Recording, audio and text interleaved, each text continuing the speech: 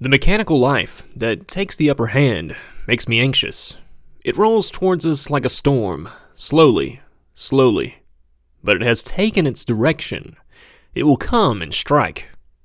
And it has struck right into the heart. Nowadays, we are already so far bestialized that the value of an idea is judged solely on its practical usefulness. But besides practical usefulness, the Group 5 machines have a classic, timeless beauty that makes them stand out from the rest of the automotive world. So I'd like you to come with me and take a look at some of the best books available on these machines. So first, I'd like to start out with the most in-depth book ever written on the Ford Capri, which also contains the most information on the development of my favorite Group 5 car, the Zakspeed Capri. This book, which is titled Capri, The Development and Competition History of Ford's European GT Car by Jeremy Walton, starts out with the original classic Capris and their racing history, then goes in chronological order all the way to the end of the book where we find the Group 5 content.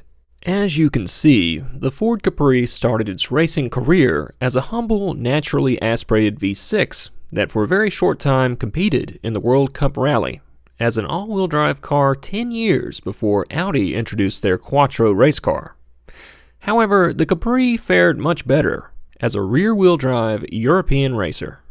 From 1970 all the way to 1977, the Capri would continue to evolve on a naturally aspirated V6 platform, which would see horsepower jump from 200 horsepower all the way to 425 horsepower.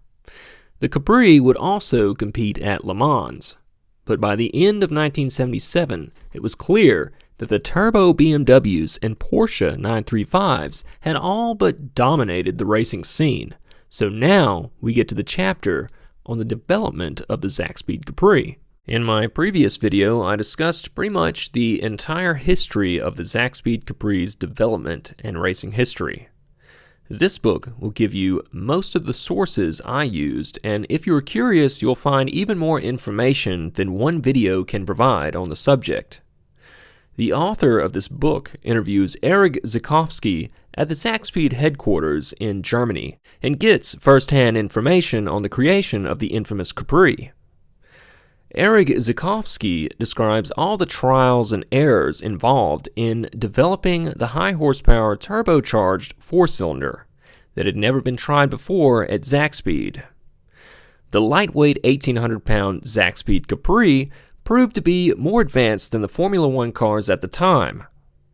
The BDA four-cylinder engine would also use F1 technology in the heads and block. The first Capri race cars used Kevlar body kits, and the last Mustang Zakspeeds would transition into some of the earliest race cars to use carbon fiber body panels. These race cars were way ahead of their time. The Zakspeed Capris and Mustangs caused a lot of butthurt within the Porsche crowd, as a Ford would put an end to the 935 Turbo's infamous winning streak of the 1970s. This book covers the Division 1 Capris and the Division 2 Capris race history.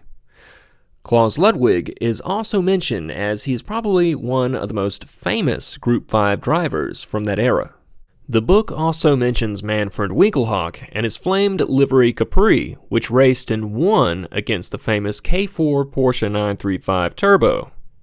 And here we reach the end of Jeremy Walton's book Capri, as it also shows the last Ford Capri to roll off the assembly line, which brought an end to one of Ford's most popular European cars. The back of the book features a nice image of my favorite Zakspeed Capri, with the black and blue D&W livery.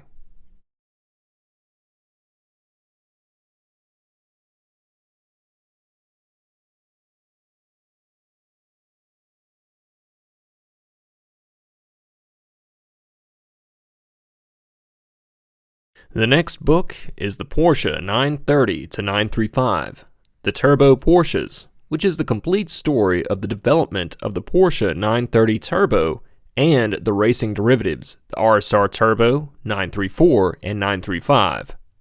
If you are a Porsche fan, it really doesn't get any better than this. This book covers the entire history of the Porsche 935 and its Group 5 racing career. We start off looking at Chapter 2 with the RSR Turbo Carrera, a lightweight 1,800-pound chassis with a 2.1 six-cylinder turbo with 500 horsepower that had a top speed of 189 miles per hour. This was the turbo Porsche that started the big wing turbo Porsche 930 phenomenon. Next came the Porsche 934, which came with a 580 horsepower 3.0 flat-six turbo. This car was heavy at 2,500 pounds and inspired the next evolution of the 930, which would be the lightweight Porsche 935. In the beginning, the Porsche 935 had the standard 930 front end, but eventually bent the rules by moving the headlights down lower for better aerodynamics, which would help the Porsche 935 achieve a top speed of over 200 miles per hour. The factory stock 935 put down 550 horsepower through titanium drive shafts to the wheels, which were 19 inches in diameter and 15 inches wide in the rear. The 3.0 engine would eventually be capable of putting out over 800 horsepower. The book features a detailed chapter on the development and racing history of the 1978 Moby Dick 935. The rest of the book is dedicated to documenting the development and racing history of customer cars.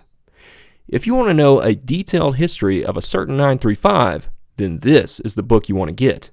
The book also includes chassis numbers, races completed for each chassis, DNFs, and owner history. Since the Porsche 935 is one of the most popular Group 5 race cars, it makes sense that it also has the most detailed history, unlike the Zakspeed Capri's history, which is very limited and obscure. Anyone getting started on an introduction into Group 5 history would be well off by starting with this book, even if it's mainly about the Porsche 935, since its history overlaps with those of other race cars. And besides, what is better than looking at the detailed construction of one of the baddest race cars ever made?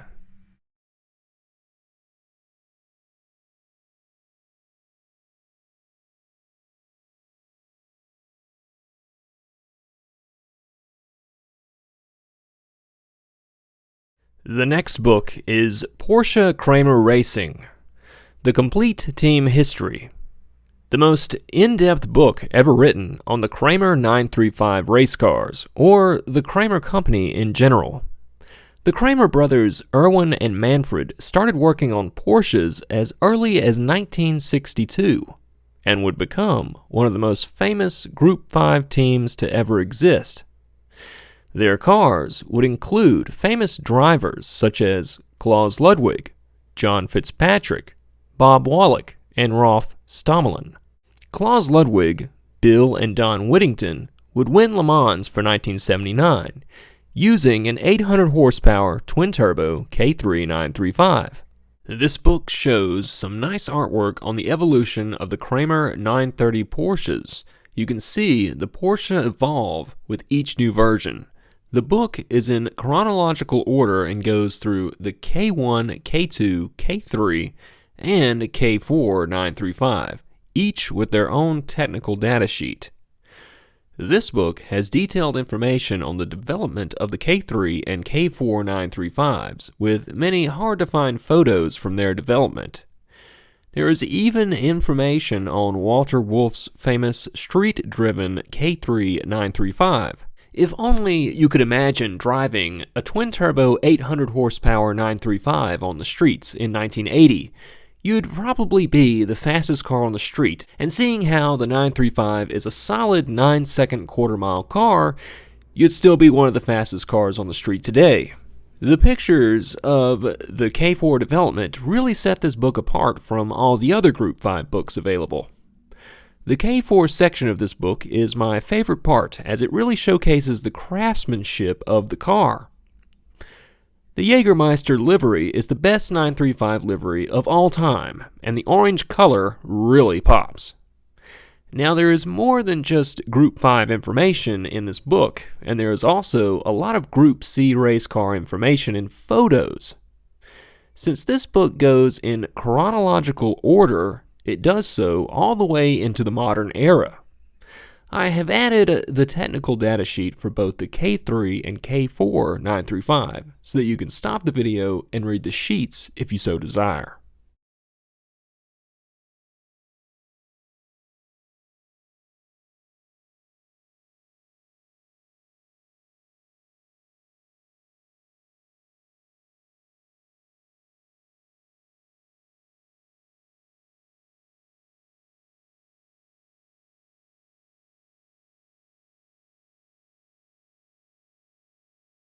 The last book for this video is called IMSA 1969 to 1989, the inside story of how John Bishop built the world's greatest sports car racing series. This book is without a doubt the best IMSA book available that is packed with Group 5 and Group C photos.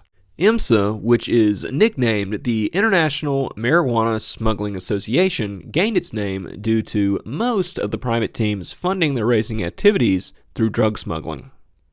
Two of the most famous would be John Paul Sr. and the Whittington brothers.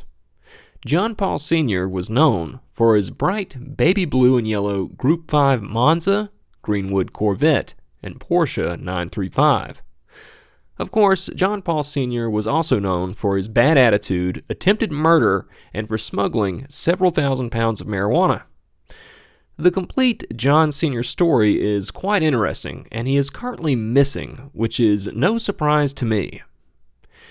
This book, besides having some of the coolest race car pictures available, also has a detailed section on the crimes of these IMSA drug smugglers. Don and Bill Whittington were both owners of the World Jet Company, located in Fort Lauderdale, Florida, which supplied private jets on lease to drug dealers and the CIA. The Whittington brothers also own the Road Atlanta racetrack in Georgia. They even owned and raced World War II-era P-51 Mustang fighter planes and raced them at airshow events. Of course, they'd have enough money to compete privately at Le Mans in 1979, and also get the best driver at the time, Klaus Ludwig, to drive on their team with the Kramer 935 turbos. The biggest takeaway from the Whittington brothers story is not how they got caught or all the racing they accomplished. It's really how the CIA had no idea what was going on at the time. Maybe they were too busy smuggling weapons and drugs themselves. We will possibly never know. But anyways, back to the cars. Besides having a majority of its photos being Porsche 935 turbos and a few BMW 320i 4-cylinder turbos, this book also has a few rare photos of the Zakspeed Mustang, the Mustang GTP, and the Ford Probe prototype race cars. It even has a good amount of information on the Roush Fox Mustang 711 GTO race cars that were built by Protofab and driven by the infamous Bruce Jenner and Scott Pruitt. This book is also probably going to be your best resource on Group C race cars, which includes the Porsche 962, Nissan GTP ZXT, and the Jaguar XJR9. While the book does not have detailed development information on each car, it does have a very detailed history of all the races these cars competed in. The Silhouette Group 5 era, all the way through to the end of the Group C era, was what some people call the golden age of racing. It was the era of corruption, sex, money, and drugs. Of course, looking back, we can see that it wasn't as bad as we thought. When it came to cars, your speed was only dictated by how much boost your engine could handle. Today, everything is so regulated and digitalized that the fun is squeezed right out of everything. And some of the race car drivers of this era, like Bruce Jenner, turned into trannies, if they weren't arrested for drug smuggling first. Today, things are very dystopian and uncertain, but it always pays to keep a positive attitude. Even during total societal collapse, it looked like people were having fun in Mad Max, and so too were the barbarians during the fall of Rome. And so ends our journey through Group 5 literature.